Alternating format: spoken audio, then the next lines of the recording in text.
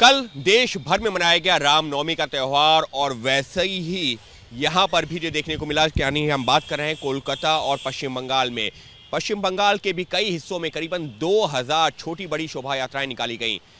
पूरा दिन शांति से निकला, लेकिन शाम होते होते बीजेपी का आरोप है कि कोलकाता के, यानी कि पश्चिम बंगाल की राजधानी कोलकाता के ही पार्क सर्कस इलाके में एक गाड़ी पर पथराव किया गया।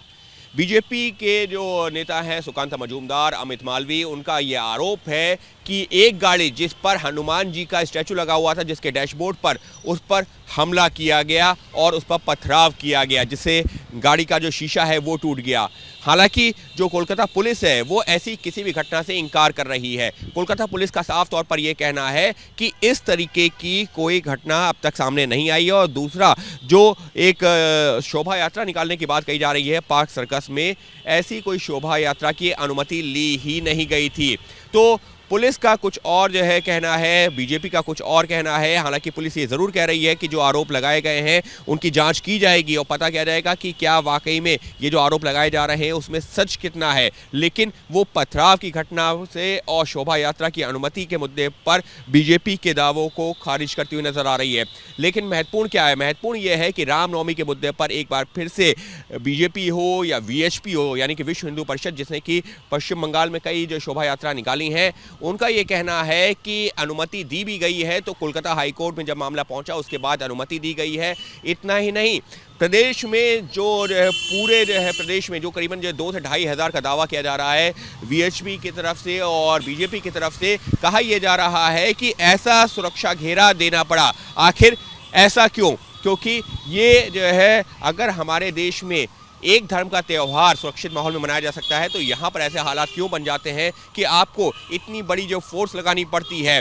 इस तरीके की आशंकाएं क्यों बन जाती हैं कि माहौल खराब हो सकता है? क्यों पथराव ऐसी घटनाएं इससे पहले होती रही हैं?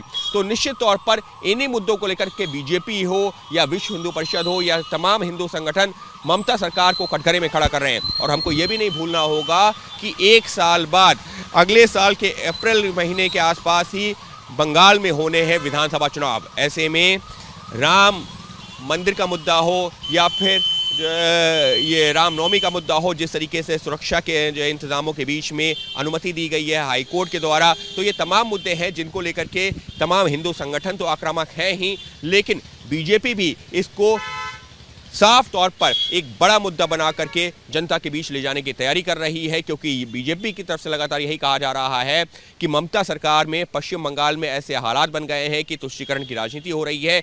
एक धर्म विशेष को ध्यान में रख करके तमाम चीज़ें जो तय की जाती हैं, वहीं हिंदू समाज और हिंदू जो है जो समुदाय है उसकी अनदेखी की जाती है। इस तरीके के आरोप बीजेपी की तरफ से। तो कुल मिलाकर के रामनवमी का त्यौहार यहाँ पर पूरे पश्चिम बंगाल में जो करीबन 2 से 2.5 हज़ार शोभा यात्रा निकली हैं, हम कह सकते हैं कि बड़े पैमाने पर शांति से निपट जरूर गया है, लेकिन अभी भी आरोप प्रत्यारोप का सिलसिला जारी है। और आरोप यही है कि कुछ एक इलाकों में हिंदुओं के द्वारा जो शोभा यात्रा निकाली जा रही थी राम जो है जन्मोत्सव की, तो उस दौरान उनके ऊपर किया गया है पथराव और हमले। इस तरीके के आरोप हैं। हालांकि पुलिस ऐसी सभी घटनाओं से फिलहाल इनकार कर रही है।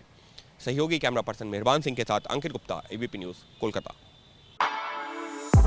For exclusive and insightful videos, subscribe to our new channel ABP Live Premium.